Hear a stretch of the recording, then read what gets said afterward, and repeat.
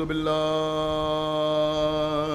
السميع العلي العظيم من الشيطان اللعين الرجيم بسم الله الرحمن الرحيم الحمد لله الذي هدانا لهذا وما كنا لنهتدي لولا أن هدانا الله لقد جاءت رسل ربنا بالحق الصلاة والسلام على صاحب الدين والإسلام والحل والحرام والركن والمقام والصلاة والصيام والسجود والقيام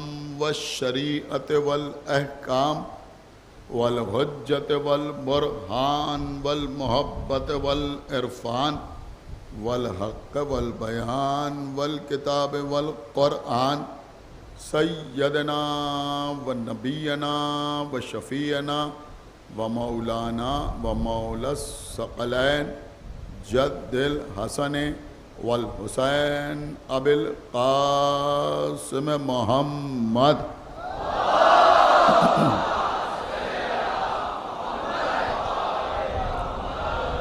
وعلى أهل بيته الطيبين الطاهرين المعصومين المظلومين المنتخبين المنتجبين الذين أذهب الله عنهم الرجس وطهرهم تطهيرا.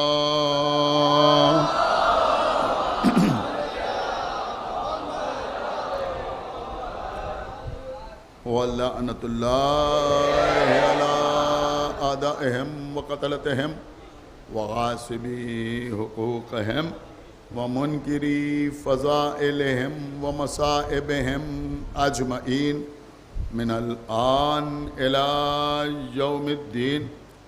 أَمَّا بَعْدُ فَقَدْ قَالَ اللَّهُ سُبْحَانَهُ تَبَارَكَ وَتَعَالَى فی کتابہ المجید وفرقانہ الحمید وقولہ الحق. بسم اللہ الرحمن الرحیم. ولا تلبسوا الحق بالباطل وتکتموا الحق وانتم تعلمون. صلوات.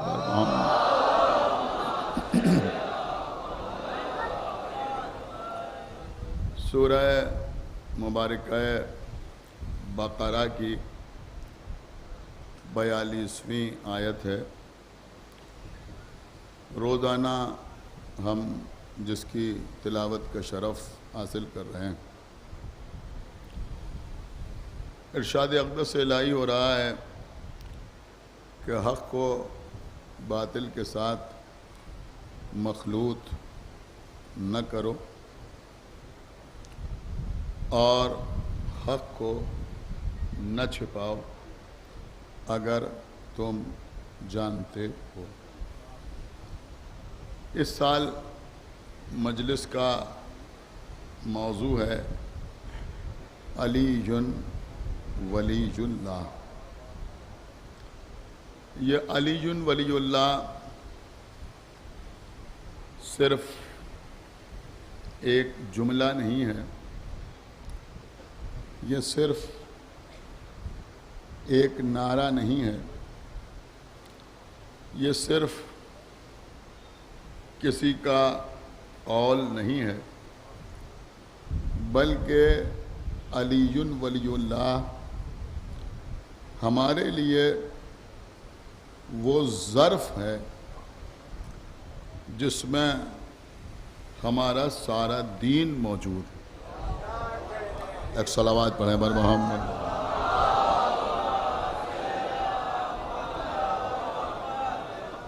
الحمدللہ ہم نے، دیکھیں انشاءاللہ یہ آج نہیں، بعد میں آپ کی خدمت میں عرض کروں گا. الحمدللہ ہم نے اللہ کی توحید اسی سے حاصل کی۔ ہم نے رسول کو اسی آئینے میں دیکھا، ہم نے نماز اسی مکتب سے سیکھی، ہم نے روزے کے احکام اسی مکتب سے حاصل کیے۔ تو عزیزوں، علی ولی اللہ ہمارے لیے دین کی حیثیت رکھتا ہے، مذہب کی حیثیت رکھتا ہے، یہ ہماری شناخت ہے، یہ ہماری پہچان۔ اس کے بغیر ہمارا کوئی وجود نہیں۔ جیسا کہ اس سے پہلے کی مجالس پہ میں نے آپ کی خدمت میں عرض کیا کہ مولا علی اللہ کے ولی ہیں، اس سے کوئی مسلمان انکار نہیں کرتا۔ سب علی کو اللہ کا ولی سمجھتے بھی ہیں اور کہتے بھی ہیں، لیکن لوگوں نے لفظ ولی کو بہت زیادہ سبک کر دیا ہے، ہلکا کر دیا ہے، ہر شخص کو ولی کہنا شروع کر دیا۔ کسی کی قبر گلی میں نظر آ گئی،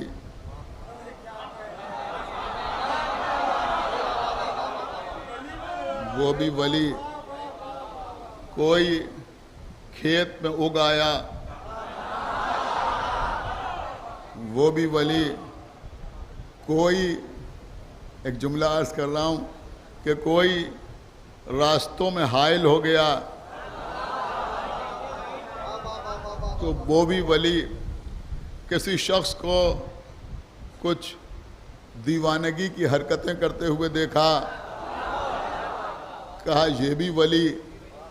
خطیب آل محمد علامہ اظہر حسن زیدی صاحب قبلہ بڑا خوبصورت سا جملہ کہتے تھے، وہ کہتے تھے کہ یہ اللہ کا انتقام ہے، یہ اللہ کا انتقام ہے، ایک علی ولی اللہ نہ کہنے کی سزا یہ ملی کہ ہر پاگل کو ولی کہنے لگے۔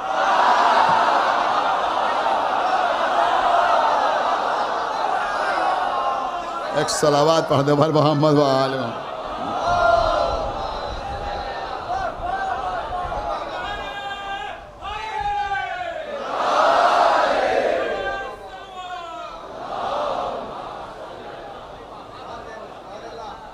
لیکن الحمدللہ ہم کہتے ہیں علی ولی اللہ، اور یہ جو ہم مولا علی کو ولی کہتے ہیں یہ اس سلسلے سے نہیں کہتے کہ یہ بھی ولی ہے، وہ بھی ولی ہے، وہ بھی ولی ہے، وہ بھی ولی، اور علی ولیوں کے ولی، بلکہ علی ولی اللہ کی اساس یہ نہیں ہے، بلکہ علی ولی اللہ کی اساس یہ ہے کہ اللہ بھی ولی، اس کا رسول بھی ولی، اور ہمارا علی بھی ولی۔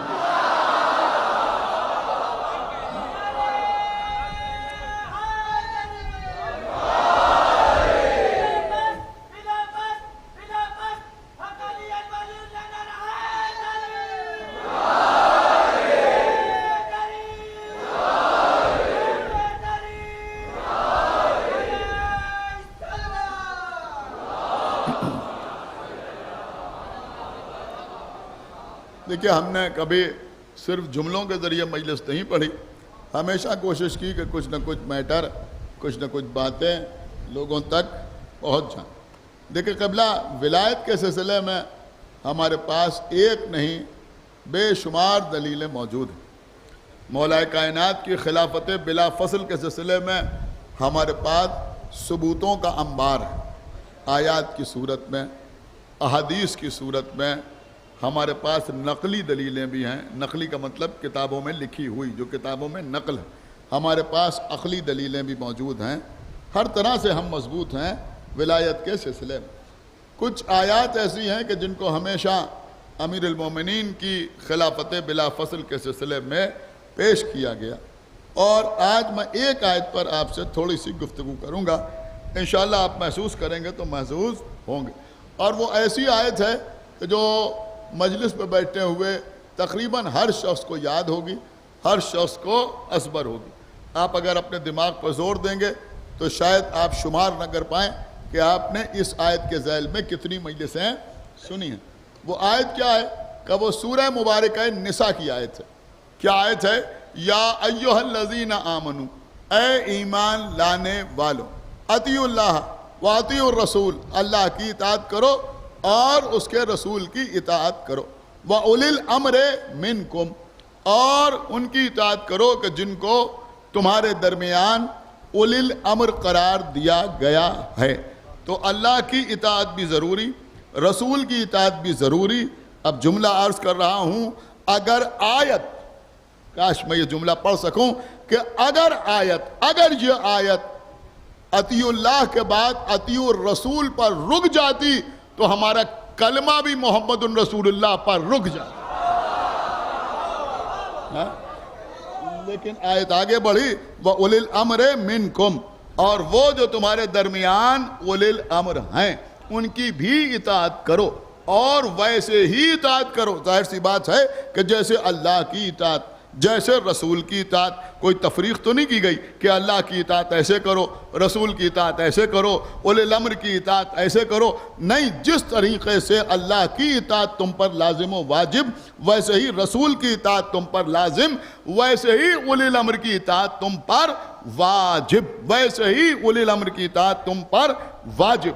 دیکھیں قبلہ، یہ موضوع ہے اور باقاعدہ اس کے اوپر الگ سے بھی تقریر کی جا سکتی ہے۔ میں آپ کی خدمت میں عرض کروں کہ اگر کبھی کسی غیر معصوم کی اطاعت کا حکم دیا جاتا ہے تو ہمیشہ شرطوں کے ساتھ دیا جاتا ہے۔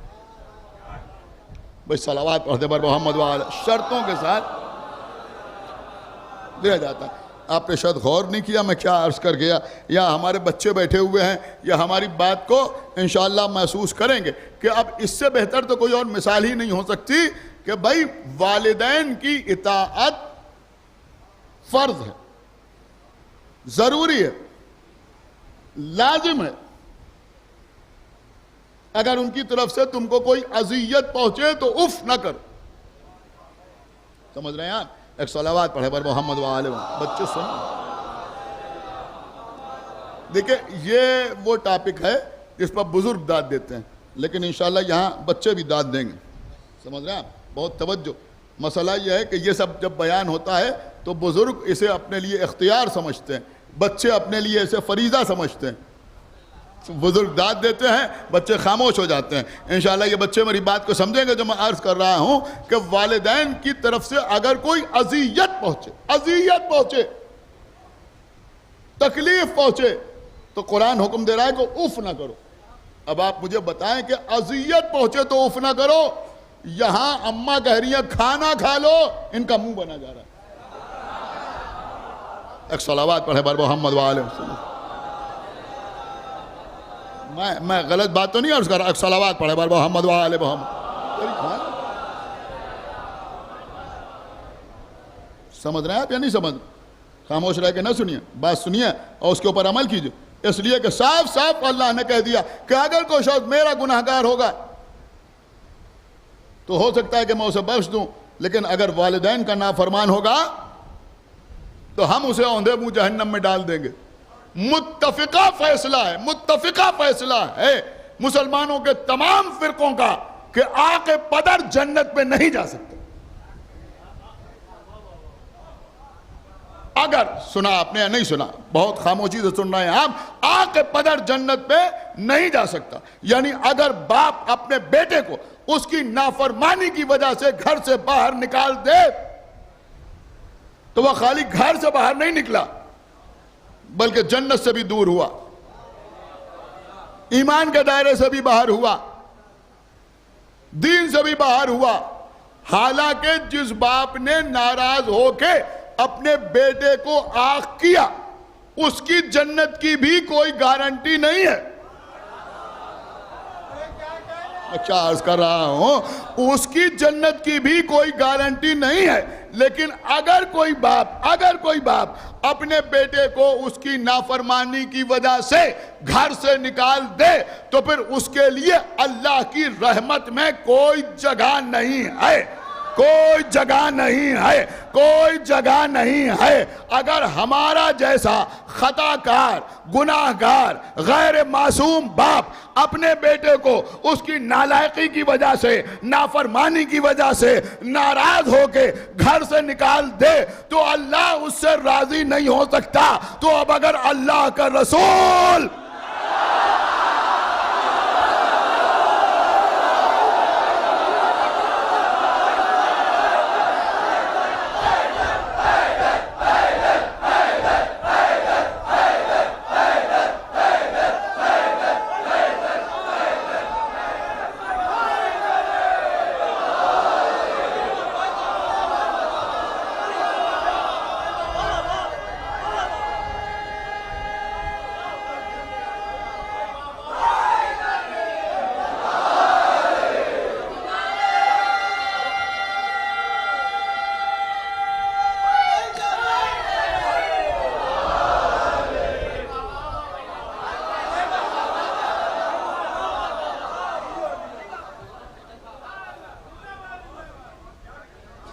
میرے بچوں، اگر تمہارے والدین باحیات ہیں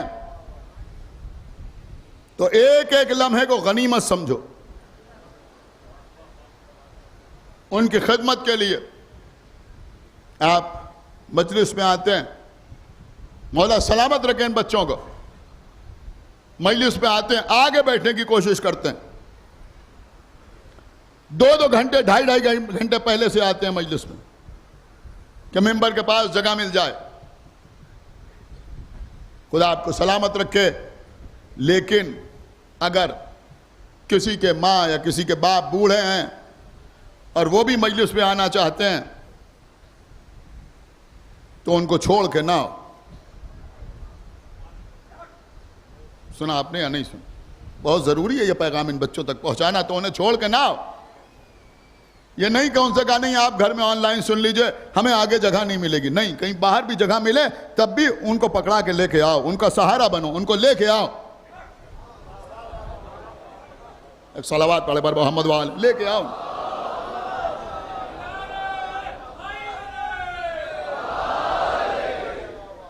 کچھ سنا آپ نے یا نہیں سنا؟ میں نے کیا عرض کیا؟ ان کو اپنے ساتھ لے کے آؤ، اس لیے کہ اس وقت جو تم فرش ادا پر آگے بیٹھے ہوئے ہو یہ بھی ان کا احسان ہے، بچپنے میں تمہیں گود میں لے کے آئے۔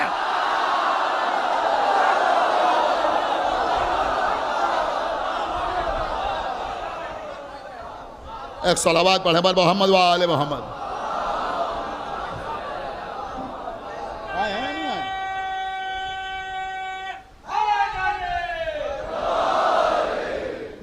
وہ تمہیں گود میں لے کے آتے تھے، اب تم ان کا سہارا بنو، ان کو لے کے آؤ۔ اور عزائے امام حسین علیہ السلام جو تمہارے گھر میں عزا خانے سجے ہوئے ہیں، جو گھر میں مجلس ہو رہی ہے، صرف پیسے سے نہیں بلکہ ہاتھ پیروں سے عزاداری کرو۔ آپ میری بات سمجھے یا نہیں سمجھے؟ ہاتھ پیروں سے عزاداری کرو، گھر میں فرش عزا بچھاؤ، تبرک خود خرید کے لے کے آؤ۔ آپ کو پتہ نہیں اس کا اجر کیا ہے؟ ایک صلوات پڑھے پر محمد وآلہ۔ گھر کی عزاداری میں بھرپور دلچسپی لو۔ تو بہرحال میں عرض کر رہا تھا کہ ماں باپ کی اطاعت فرض ہے، لیکن وہاں شرائط ہیں۔ کیا شرائط ہیں؟ کہ شرائط یہ ہیں کہ اگر کہیں پر ماں باپ کی اطاعت اللہ کے احکامات سے ٹکرانے لگے، دیکھیے اللہ جانے آپ سمجھ رہے ہیں میری بات یا نہیں سمجھ رہے ہیں؟ اگر ٹکرانے لگے تو پھر نہ باپ کی اطاعت کی جائے گی نہ ماں کی اطاعت کی جائے گی۔ کیوں؟ کہ اس لیے کہ ان کا حکم اللہ کے حکم سے ٹکرا رہا ہے۔ آپ بالغ ہو گئے، صحت مند ہیں، کوئی شرعی عذر نہیں ہے، کوئی شرعی عذر نہیں ہے۔ رمضان کا مہینہ آ گیا، اماں محبت کی وجہ سے کہہ رہی ہیں بیٹا آج گرمی زیادہ ہے روزہ نہ رکھو۔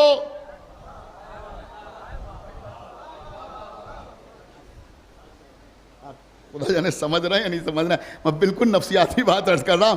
اماں کہہ رہی ہیں بیٹا ابھی تمہیں اسکول جانا ہے روزہ نہ رکھو، بیٹا تمہارا ایگزام ہے روزہ نہ رکھو۔ اب یہاں پر ماں کی اطاعت نہیں کی جائے گی۔ سمجھا آپ نہیں سمجھا؟ ایک صلوات پڑھ پر محمد وآل یہاں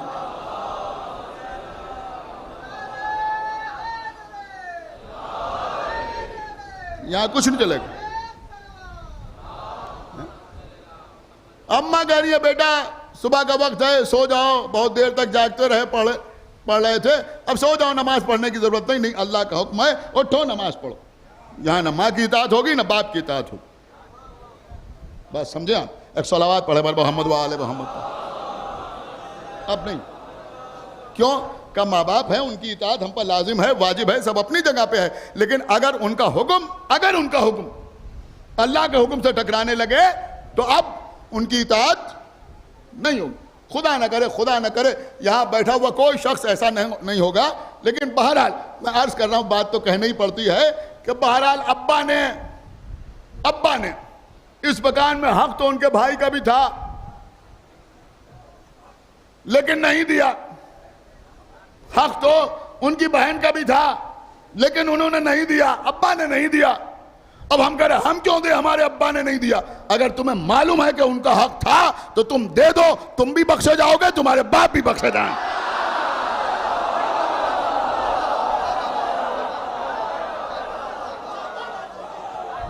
صلوات پڑھ دے بال محمد وآل محمد پر.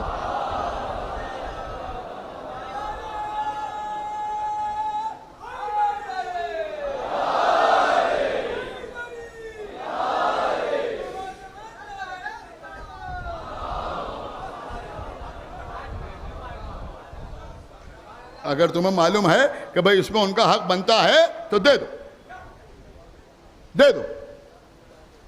تمہارے لیے بھی بخشش اور تمہارے باپ کے لیے بھی بخشش. بہرحال تو میں عرض کر رہا تھا کہ ماں باپ کی اطاعت تو لازم ہے, لیکن ان کا حکم اگر اللہ کے حکم سے ٹکرانے لگے تو ان کی اطاعت لازم و واجب نہیں. لیکن اللہ نے جس طرح سے اپنی اطاعت کا حکم دیا اسی طرح سے رسول کی اطاعت کا حکم دیا, اور بغیر شرط کے اولی الامر کی اطاعت کا حکم دیا, تو پھر یہ ماننا پڑے گا کہ جیسے رسول معصوم ہوگا ویسے ہی اولی الامر بھی معصوم ہوگا. غیر معصوم اولی الامر نہیں ہو سکتا. بس کبھی ایک واقعہ آج کی مجلس میں مجھے آپ کو سنانا ہے. بہت سی شخصیتیں ایسی ہیں ائمہ تحرین کے ادوار میں جو ہمارے لیے مشعل راہ ہیں. انہیں میں ایک شخصیت ہے جناب فضل ابن شاذان, بعض اللہ نے لکھا ہے ابو الفضل ابن شاذان, بہت بڑی شخصیت جناب فضل ابن شاذان. کچھ لوگوں نے لکھا کہ ان کو 2 معصوموں کی صحبت کا شرف حاصل ہوا, 8ویں اور 9ویں امام. اور کچھ لوگوں نے لکھا, سنیں یہ بچے, اور کچھ لوگوں نے لکھا کہ 7ویں امام کے دور میں بھی تھے, پھر 8ویں امام کے زمانے میں بھی رہے, پھر 9ویں امام کے زمانے میں بھی رہے, اور 7ویں امام, 8ویں امام, 9ویں امام سب سے انہوں نے روایت کی, یعنی سب سے انہوں نے حدیثیں سن کے ان کو بیان کیا. جناب فضل ابن شاذان. دیکھیے اب یہ اولی الامر والا مسئلہ مجلسیں تو آپ نے نہ معلوم کتنی سنی ہوں گی, لیکن شاید کبھی اس حوالے سے نہ سنا ہو. تو فضل ابن شاذان ایک بار مخالفین کے گروہ کے درمیان پہنچ گئے, اکیلے, تنہا. وہ بہت سے, لیکن بھائی شیعہ اکیلا کافی ہوتا ہے. ایک جملہ عرض کر رہا, شیعہ اکیلا کافی ہوتا ہے. پھر عرض کروں, شیعہ اکیلا کافی ہوتا ہے, چاہے شخص ہو چاہے ملک ہو.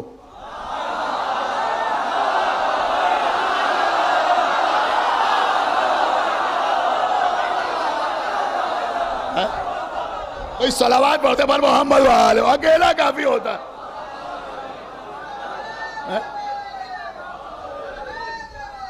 یا علی.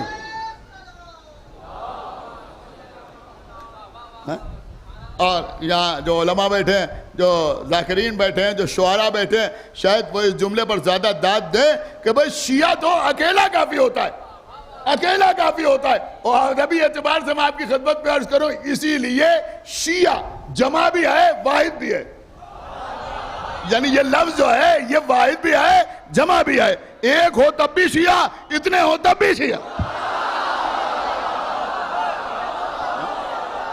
ایک صلوات پڑھ دے بر محمد و آل محمد. ایک ہو تو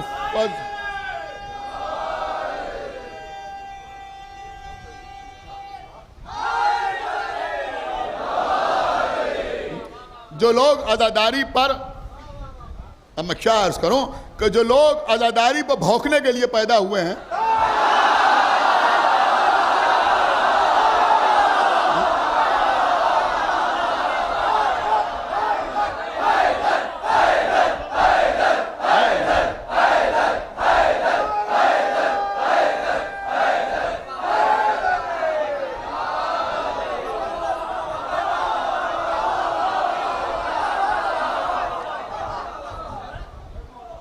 ہر چیز میں انہیں اعتراض ہوتا ہے کہ صاحب معیار گرتا جا رہا ہے، معیار گرتا جا رہا ہے، معیار گرتا جا رہا ہے. آؤ آقا باقر کے امام باڑے میں، میری کوئی حیثیت نہیں ہے. سنو سنو سنو، آؤ آؤ آؤ آقا باقر، سنو سنو بیٹا، آؤ آقا باقر کے امام باڑے میں. میزم زادی کی کوئی حیثیت نہیں ہے.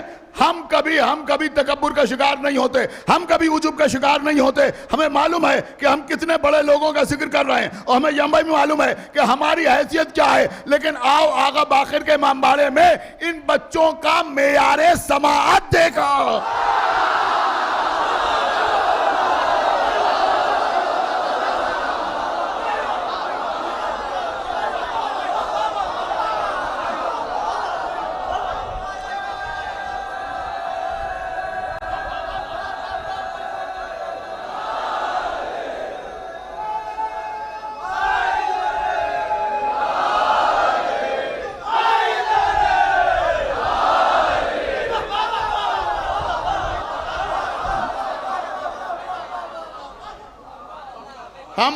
ہم کسی کی بکواس میں یا کسی کی بکواس کے چکر میں اپنے عشرے کو خراب نہیں کرنا چاہتے.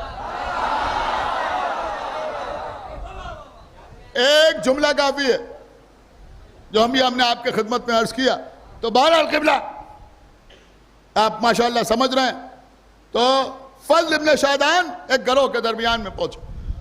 اب جب اس گروہ کے بیچ میں پہنچے تو ان لوگوں نے، اچھا وہ بھی مختلف نظریات پہ بٹے ہوئے لوگ تھے، الگ الگ ان کے نظریات تھے. قریب 50-60 آدمی تھے، ان کے بیچ میں پہنچے. یہ واقعہ بھی قاضی نور اللہ شستری علیہ الرحمہ، یعنی شہید ثالث علیہ الرحمہ، انہوں نے اپنی کتاب مجالس المومنین میں تحریر کیا. 100 سے اوپر کتابیں تحریر فرمائی شہید ثالث علیہ الرحمہ. اور شہید ثالث کا مزار زیارت گاہ اس لیے بھی ہے، دیکھیے عزیزوں، ہم کسی کا نام نہیں لے رہے ہیں، کسی پہ کوئی طنز نہیں کر رہے ہیں، لیکن انشاءاللہ آپ سمجھیں گے ضرور کہ شہید ثالث اس لیے آج بھی ہمارے لیے محترم ہیں کہ ہندوستان میں اتنے بڑے عہدے پر فائز ہونے کے باوجود خالی ملا مولوی نہیں تھے، عالم دین تھے. اور عہدہ آپ کو معلوم ہے کیا تھا؟ Chief justice of India, CJI، chief justice of India. قاضی القضات اس وقت کہا جاتا تھا، یعنی قاضیوں کے قاضی، چیف جسٹس آف انڈیا. اور اکبر کے زمانے میں سب سے بڑی حکومت ہندوستان میں اس وقت چیف جسٹس آف انڈیا کے عہدے پر رہنے کے باوجود شیعہ رہے.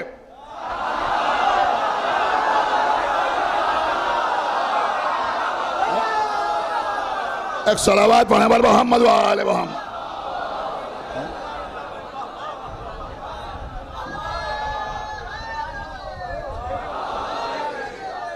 اب باقی سمجھنا تو آپ کا کام ہے. ایک صلوات پڑھیں بر محمد و آل محمد. اتنے بڑے عہدے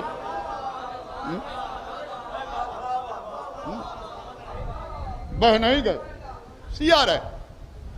شہید ثالث علیہ الرحمہ، تو شہید ثالث علیہ الرحمہ نے اپنی کتاب مجالس المومنین میں فضل ابن شادان کا یہ واقعہ تحریر کیا. جب فضل ابن شادان ان لوگوں کے درمیان پہنچے تو انہوں نے فضل ابن شادان سے پوچھا کہ یہ بتائیے کہ رسول اللہ کے بعد آپ لائق اطاعت امام کسے سمجھتے ہیں؟ تو فضل ابن شاہدان نے کہا ہم سے یہ بھی کوئی پوچھنے کی بات ہے؟ مولا علی کو سمجھتے ہیں، اور کسے سمجھیں گے؟ تو انہوں نے کہا آپ کے پاس کوئی دلیل ہے؟ کہا ہاں دلیل ہے۔ کہا آپ دلیل کیسے دیں گے؟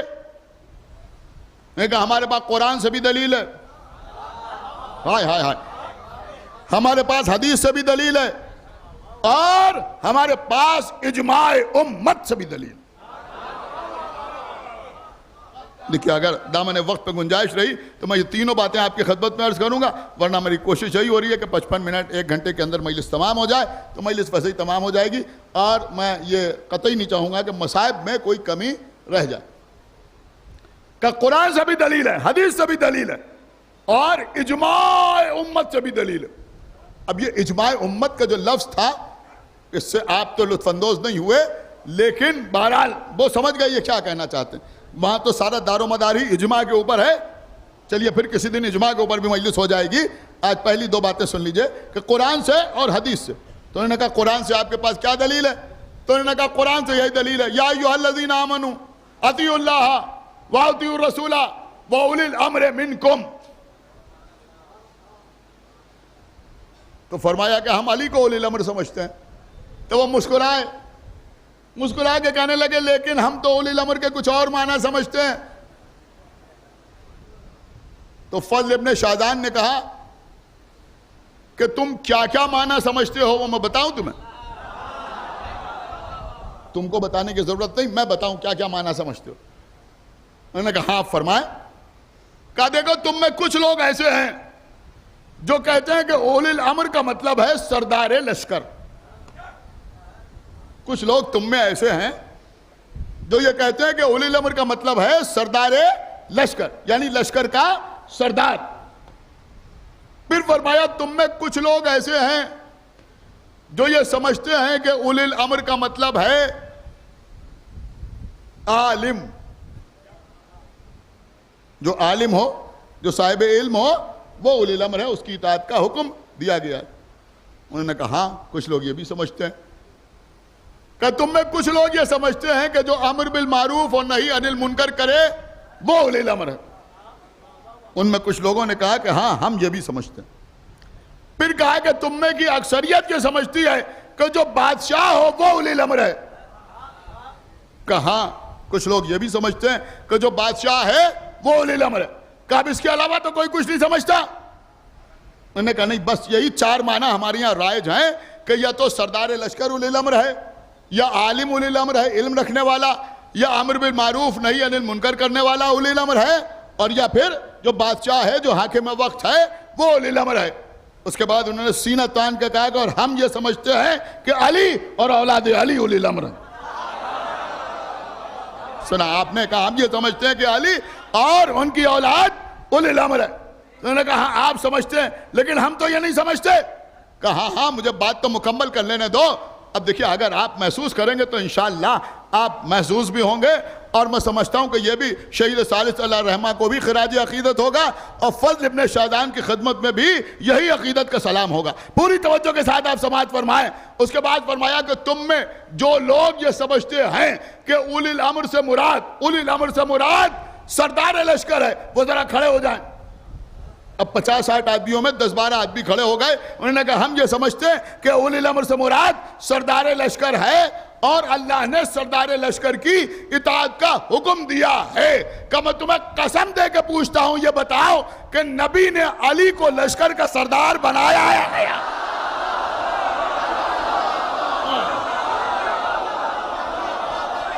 صلوات پڑھنے پر محمد و آل محمد۔ نبی نے علی کو، دیکھیں قبلہ سن رہے ہیں آپ، اسے کہتے ہیں مناظرہ۔ کیا یہ بتاؤ جو تم کہہ رہے ہو کہ سردار لشکر، تو علی کو نبی نے سردار لشکر بنایا یا نہیں بنایا؟ ان کو سر جھکا کے کہنا پڑا کہ ہاں بنایا۔ تو کہا جب نبی نے علی کو سردار لشکر بنایا تو پھر اولی الامر کیوں نہیں مانتے؟ اب ان کی باقی باتیں بعد میں عرض کروں گا، ایک بات میں اپنی طرف سے آپ کی خدمت میں عرض کر دوں، اور میں عرض کر رہا ہوں کہ اس کا کوئی جواب کسی کے پاس نہیں ہے کہ نبی کی زندگی میں جتنی جنگیں ہوئیں اکثر جنگوں میں رسول اللہ نے علی کو امیر لشکر بنایا، علی کو سردار لشکر بنایا۔ ہاں کچھ جنگیں ایسی بھی ہیں کہ جس میں کسی اور کو سردار لشکر بنایا، سنیں بہت توجہ کے ساتھ، جس میں کسی اور کو سردار لشکر بنایا، لیکن جن جنگوں میں کسی اور کو سردار لشکر بنایا ان جنگوں میں مولا علی کو نہیں بھیجا۔ آپ نے غور ہی نہیں کیا میں کیا عرض کر گیا، ان جنگوں میں مولا علی کو نہیں بھیجا، لیکن جن جنگوں میں علی کو سردار بنایا ان جنگوں کے لشکر میں کسی کو مستثنا نہیں کیا۔ اس کا مطلب یہ ہوا کہ نبی نے اپنی زندگی میں کبھی کسی اور کو علی پر امیر مقرر نہیں کیا۔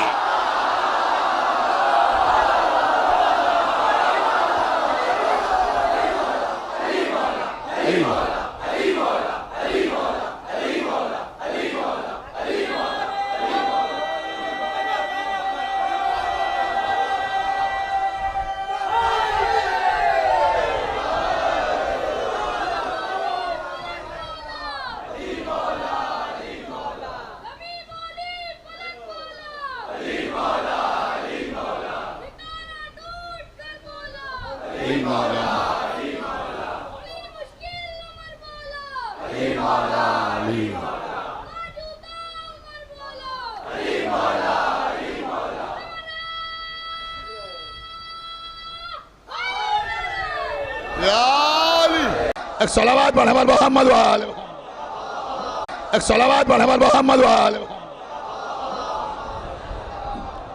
بہت سے لوگوں کو یاد ہوں گے جناب ساحل سرسوی صاحب بڑے غضب کے شاعر تھے، بڑے غضب کے شاعر تھے۔ ساحل سرسوی کسی محفل میں آتے تھے اور یہ بھی سمجھیے کہ جتنے عرصے تک وہ اسٹیج پر ٹکے رہے، غلط تو نہیں ہے اس کا، جتنے عرصے تک وہ اسٹیج پر ٹکے رہے اتنے عرصے تک عام طور پر کوئی شاعر ٹکتا نہیں ہے۔ بڑے غضب کے عید غدیر کا موقع تھا، انہوں نے بڑے غضب کے ساقی نامہ پڑھ رہے تھے، اس میں انہوں نے 2 مصرع بڑے غضب کے پڑھے۔ وہ فرماتے ہیں کہ جی بھر کے آج پیجئے عید غدیر ہے۔ دوسرا مصرع سنیں، قیامت کا دوسرا مصرع ہے، وہ کہتے ہیں جی بھر کے آج پیجئے عید غدیر ہے اور دنیا فقیر۔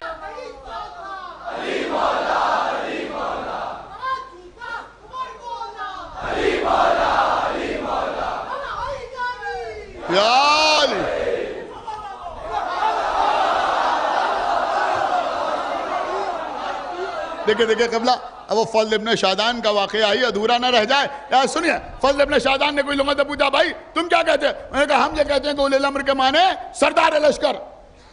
تو فرمایا یہ بتاؤ کہ علی کو رسول اللہ نے سردار لشکر کا بنایا یا نہیں بنایا؟ کہاں بنایا۔ دوسرے سے پوچھا تم بتاؤ تم کس کو کہتے ہو؟ اولی الامر۔ میں نے کہا جو لوگوں کو امر بالمعروف اور نہی عن المنکر کرے۔ کہا علی سے زیادہ امر بالمعروف اور نہی عن المنکر کرنے والا کون؟ سب سے زیادہ امر بالمعروف بھی علی نے کیا، سب سے زیادہ نہی عن المنکر کا فریضہ بھی علی نے ادا کیا۔ تو علی اولی الامر نہ ہوں گے تو کون اولی الامر ہوگا؟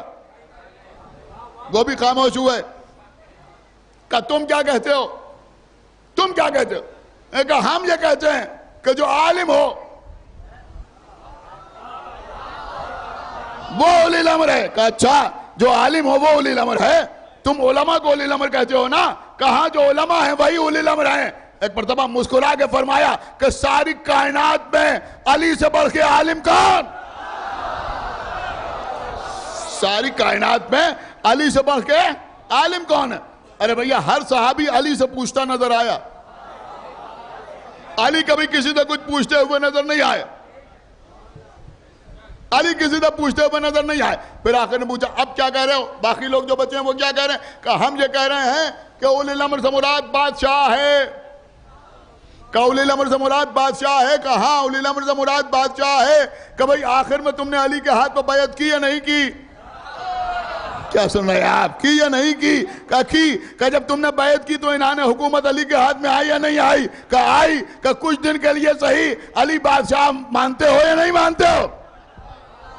کہا بھائی مانتے تو ہیں۔ تو کہا اگر اولی الامر سے مراد بادشاہ ہے تب بھی علی ہی اولی الامر ہے۔ تب بھی علی ہی اولی الامر ہیں. بس عزیزوں، فضل ابن شاہدان نے تو یہیں تک جواب دیا، لیکن میں آگے بڑھ کے عرض کروں گا تمام مسلمانوں سے کہ بھئی اب جھیپو نہیں، اب شرماؤ نہیں، اب تکلف نہیں کرو. تم کچھ بھی سمجھتے ہو، اگر یہ سمجھتے ہو کہ اولی الامر سے مراد سردار لشکر ہے، تب بھی کہو علی ولی اللہ.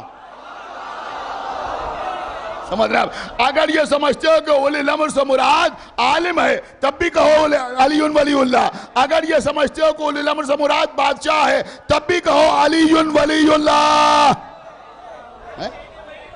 بس قبلہ بات تمام ہو گئی. اس کے بعد فرمایا کہ حدیث سے بھی میں ثابت کروں. کہا فرمائیے حدیث سے کیسے ثابت ہے؟ کہ باقی حدیثیں بھی بہت سی ہیں، لیکن غدیر کے میدان میں رسول نے علی کو ہاتھوں پر اٹھا کے دکھایا یا نہیں دکھایا؟ من کن تو مولا فرمایا یا نہیں فرمایا؟ بس آخری بات، اس کے بعد انشاءاللہ ربط مسائب. کہ فرمایا یا نہیں فرمایا؟ کہ ہاں فرمایا. کیا کہا؟ کہ من کن تو مولا ہو فہد علی مولا. جس کا میں مولا ہوں اس کا یہ علی مولا ہے. وہ ہنسنے لگے کہ یہ تو معنی آپ مراد لیتے ہیں، تم کیا سمجھتے ہو؟ کہ ہم سمجھتے ہیں مولا کے معنی دوست. کہ ہم یہ سمجھتے ہیں کہ مولا کے معنی دوست کے ہیں، دوست. نبی نے فرمایا جس کا میں دوست، اس کے یہ علی دوست. اب دیکھیں قبلہ، اب یہ بات رائگاں نہ جانے پائے، بھرپور طریقے سے محسوس کیجئے گا اس کو. قیامت کا جواب ہے. میں نے کہا بھئی ہم یہ سمجھتے ہیں کہ اولی الامر کے معنی یہ ہیں وہ ہیں، اور ہم یہ سمجھتے ہیں کہ مولا کے معنی دوست. نبی نے فرمایا جس کا میں دوست اس کا یہ علی دوست. کہ یہ بتاؤ کہ یہ کہاں کہا؟ کہ غدیر میں کہا؟ کہ سامنے تم بیٹھے تھے؟ کہ نہیں ہم نہیں بیٹھے تھے. کہ ان میں تو کوئی بیٹھا تھا؟ کہ یہ بھی نہیں بیٹھے تھے. ہم تھے؟ کہ آپ بھی نہیں تھے. کہ پھر کون تھا؟ کہ رسول اللہ کے صحابی بیٹھے تھے. سارے رسول اللہ کے اصحاب بیٹھے تھے. کہ بھئی صحابی کون ہوتا ہے؟ کہ دوست. ہائے ہائے کیا سنا آپ نے بھائی، خدا کے لیے بیدار ہوئیے.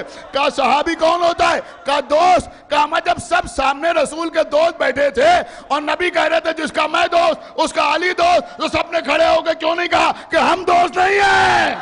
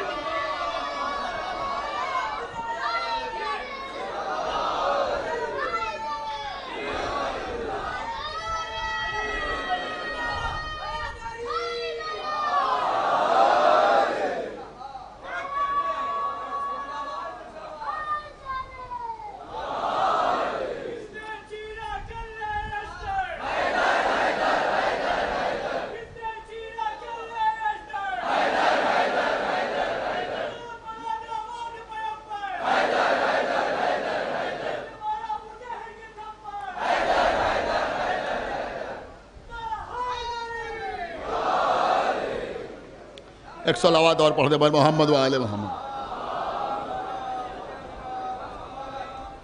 مگر قبلہ یہ بات ہمیشہ آپ اپنے ذہن میں رکھیں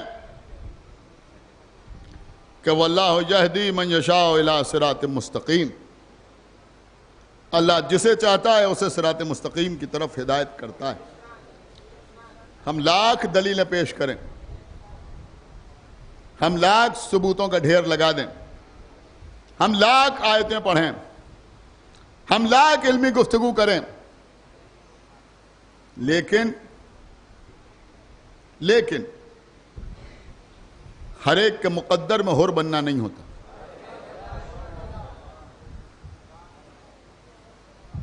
دیکھیں قبلہ، آپ ذرا صبر کے ساتھ سماعت فرمائیں. اشارتاً عرض کر رہا ہوں، دشمن بہت تیزی کے ساتھ ایکٹیو ہو رہے ہیں. میرے بچے خیال رکھیں اس بات کا. ایک بات کہی جاتی ہے کہ بھائی مجلسوں میں کوئی ایسی بات نہ پڑھی جائے کہ آنے والے حر کا راستہ رک جائے. یہ بڑا پرانا جملہ ہے، گھسا پٹا جملہ. اب مقصرین کے ذہنوں میں پیداوار ہی نہیں، وہی جملے بار بار، وہی باتیں بار بار. کسی آنے والے حور کا راستہ نہ رک جائے. مدرسہ ناظمیہ میں استاد تھے، ہمارے لیے بزرگ کی حیثیت رکھتے تھے، مولانا قبلہ تنویر حسین نجفی صاحب قبلہ علی اللہ مقامہ. انتقال ہو گیا، خداوند عالم ان کے درجات کو عالی کرے. ان کے فرزند ہیں مولانا منظر صاحب قبلہ سرسوی، ہمارے چھوٹے بھائی کی حیثیت رکھتے ہیں، بڑے زبردست خطیب بھی ہیں، امروہہ میں رہتے ہیں.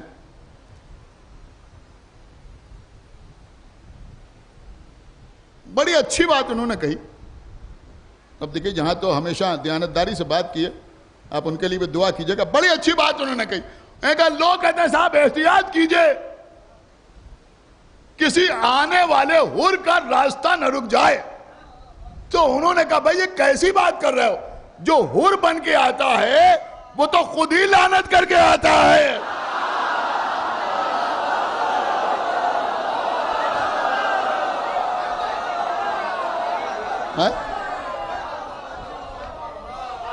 یہ جو جناب حور آ رہے ہیں، بہت زبردست جواب ہے قسم خدا کی ہے. میں کہا یہ جو جناب حور آ رہے ہیں یہ کیسے آ رہے ہیں؟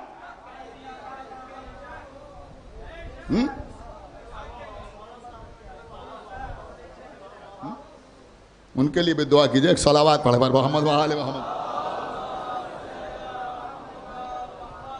قبلہ آپ ذرا غور کریں. بس تیسری محرم میں یہی مسائل بھی مجھے عرض کرنا ہے. صبح عاشور آئے پسر سعد کے پاس، یہ بتا کہ اب کوئی صلح کی صورت نہیں ہے. کہا نہیں، اب صلح کی کوئی صورت نہیں، اب تو جنگ ہوگی، اور ایسی جنگ ہوگی کہ زمانہ یاد کرے گا.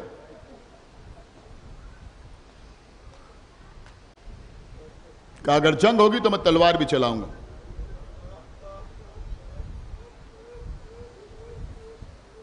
بے شک تم سے یہی امید ہے کہ تم تلوار چلاؤ گے.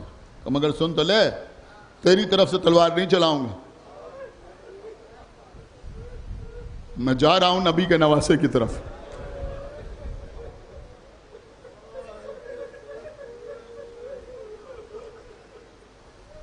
اس نے روکنا چاہا،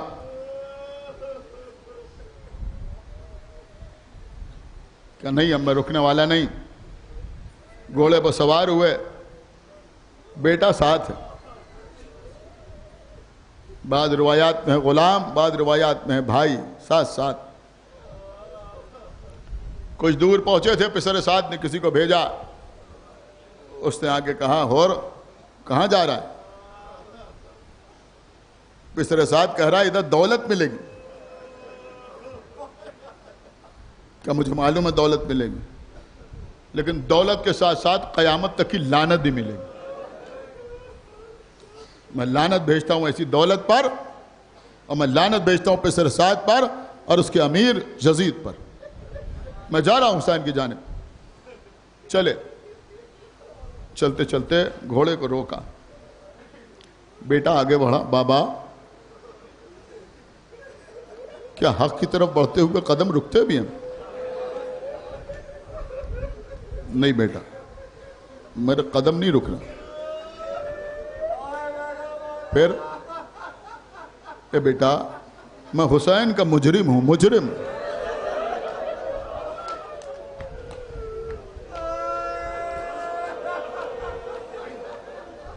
مجھے ایسے لے چلو جیسے کوئی مجرم جاتا ہے. لو لو اس رومال سے میرے ہاتھ باندھ دو. لیکن مصائب میں کوئی کمی نہیں ہوگی انشاءاللہ. اس رومال سے میرے ہاتھ باندھ دو. حور کے بیٹے نے رومال سے حور کے ہاتھ باندھ دیے. اب بھی قدم آگے نہیں بڑھاتے. بابا اب کیا بات ہے؟ بیٹا میں حسین کے بچوں کو منہ دکھانے کے لائق نہیں. یہ جو اعلیٰ تش کی آواز آ رہی ہے نا، اس کا ذمہ دار میں ہوں۔ نہ میں حسین کو گھیر کے یہاں لاتا، نہ یہ بچے پیاس سے تڑپتے۔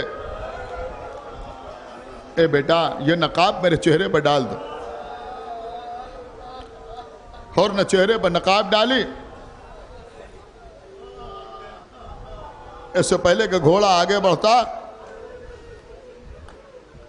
بیٹے نے کہا اللہ اکبر۔ اے بیٹا کیا ہوا؟ کہ بابا غضب ہو گیا، عباس و علی اکبر ہمارے استقبال کے لیے آ رہے ہیں۔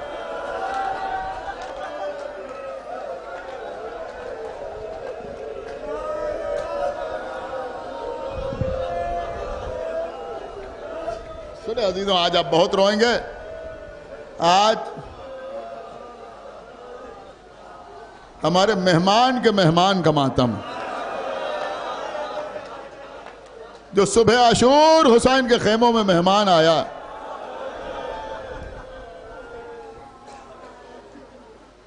اس سے پہلے کہ اور کچھ کہتے، بیٹے نے اور بلند آواز سے کہا اللہ اکبر۔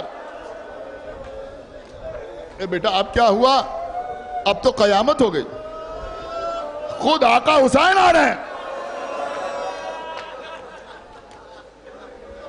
اپنے کو گرا دیا گھوڑے سے۔ اے بیٹا کسی طرح سے مجھے حسین کے قدموں تک پہنچا دے۔ بیٹا اور حر کا غلام سہارا دیا، حر کو حسین تک پہنچایا، اپنے آپ کو حسین کے قدموں پر گرا دیا، بندھے ہوئے ہاتھ حسین کے پیروں پر رکھ دیے۔ اے آقا، کیا میرے ایسے خطاوار کی خطا بھی معاف ہو سکتی ہے؟ حسین نے بازو پکڑ کے اٹھایا۔ اب جسے حسین اٹھائیں، اپنے ہاتھوں سے رومال کھولا، اور ہم یہ گوارا نہیں کرتے ہمارے سامنے کسی کے ہاتھ بندھے ہوئے ہوں۔ اے آقا، آپ تو یقیناً گوارا نہیں کرتے کہ آپ کے سامنے کسی کے ہاتھ بندھے ہوں، لیکن آپ کے بیٹے کے ہاتھوں میں ہتھکڑیاں، بیویوں کے ہاتھوں میں رسان۔ جزاک اللہ، مولا آپ کو سلامت رکھیں۔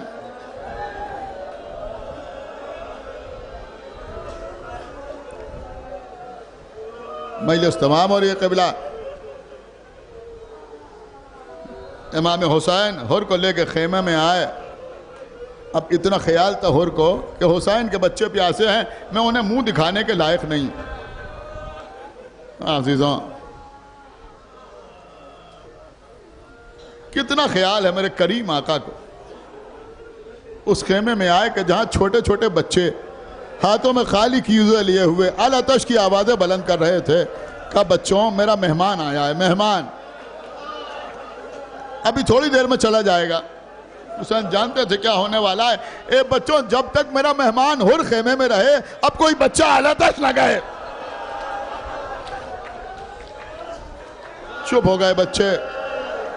آؤ بچوں، ہمارے مہمان کو سلام کرو۔ اب چھوٹے چھوٹے بچے حر کے سامنے سے گزرنے لگے، کملائے ہوئے چہرے،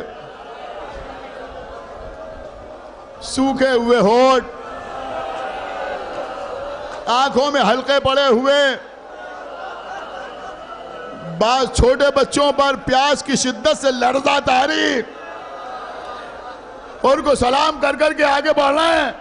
جیسے جیسے بچے سلام کر کے آگے بڑھتا جاتے تھے، حر کی آنکھوں سے آنسو تیز ہوتے جاتے تھے۔ کھڑے ہو گئے آقا حسین، آقا حسین، بس اب دل سینے میں تنگی کر رہا ہے، اب ہمیں میدان میں جانے کی اجازت دے دیجئے۔ اے حر، تو مہمان ہے، کہیں مہمان کو مرنے کی اجازت دی جاتی ہے؟ پھر عجب جملہ آپ کے آقا نے کہا، جب یاد کیجئے گا تب روئیے گا۔ کہا حر، مجھے تو خوش شرمندگی ہو رہی ہے کہ تو مہمان بن کے آیا ہے اور میں تجھے پانی بھی نہیں پلا سکتا۔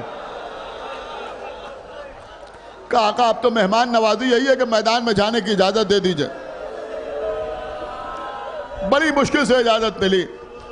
غلام کی طرف اشارہ کیا, وہ میدان میں گیا, جنگ کی, تلوار کے جوہر دکھائے, شہید ہوا. اس کا لاشا آقا حسین خیمے میں لے آئے. اب عزیزوں حر نے جوان بیٹے کی طرف دیکھا, علی ابن حر کی طرف دیکھا. اب جو بیٹے کی طرف دیکھا, بیٹا بسم اللہ آگے بڑھو. امام حسین کرسی پر بیٹھے ہوئے تو کھڑے ہو گئے. حر اس عمر میں جوان لال کا داغ اٹھائے گا. جملہ سنیں گے آپ. جناب حر کہتے ہیں آقا مجھے معلوم ہے اس کربلا میں کیا ہونے والا ہے. عجب واسطہ دیا قدم خدا کی, نوجوان بیٹھے ہوئے ہیں. اے آقا آپ کو علی اکبر کا واسطہ, میرے بیٹے کو میدان میں جانے دیجئے.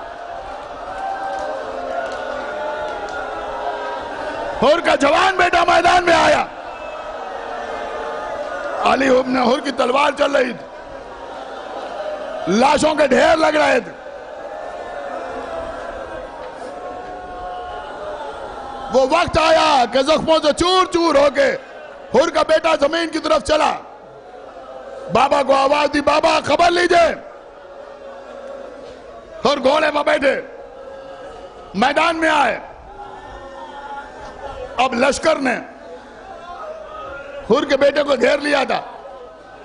لوگ ہنس رہے تھے, قہقہے لگا رہے تھے, اور حر پوچھ رہے تھے یہ بتاؤ میرا بیٹا کہاں ہے, یہ بتاؤ میرا علی کہاں ہے, یہ بتاؤ کہ میرا بچہ کہاں ہے.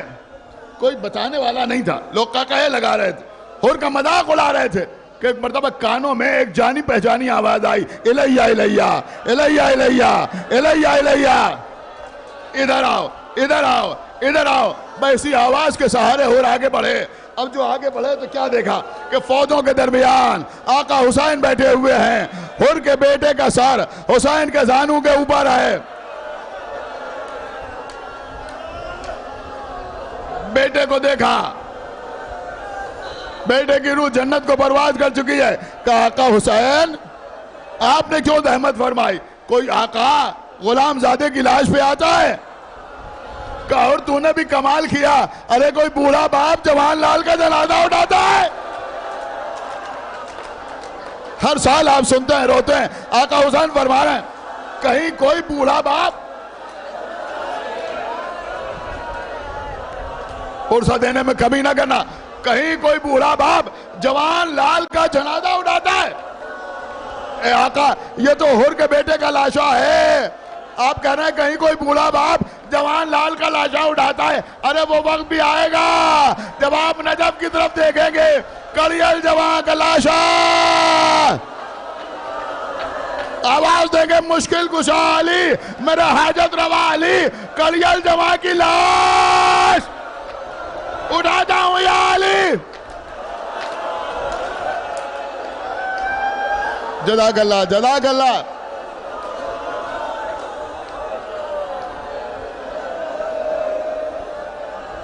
باب المراد کی بارگاہ ہے.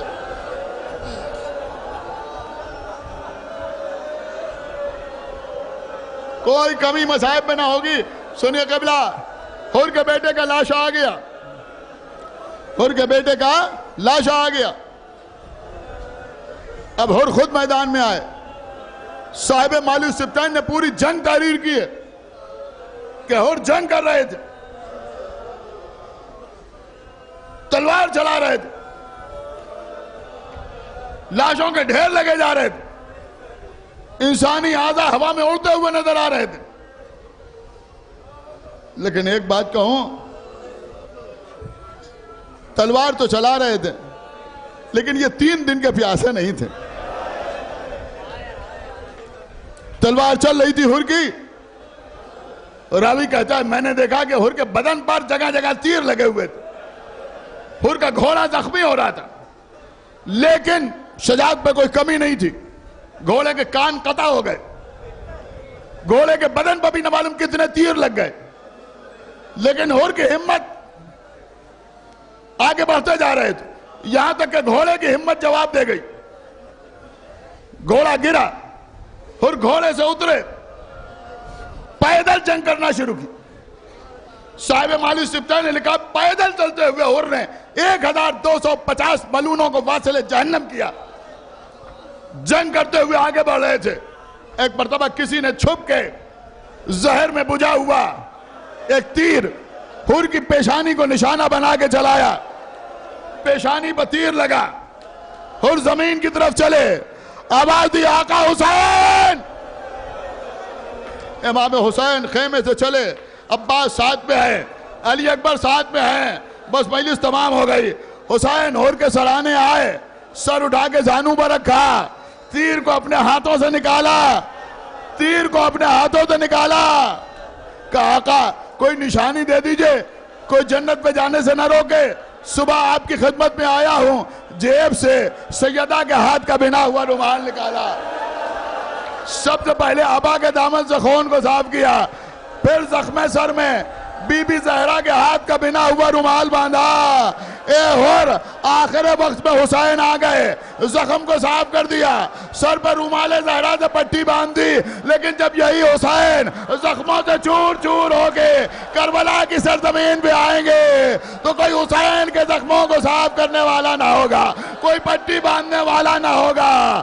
ایک بے کس بہن کے کانوں میں آواز آ رہی ہوگی کہ 1900 ہے زخم تنے چاک چاک پر، ارے زینب نکائے حسین طرفدار۔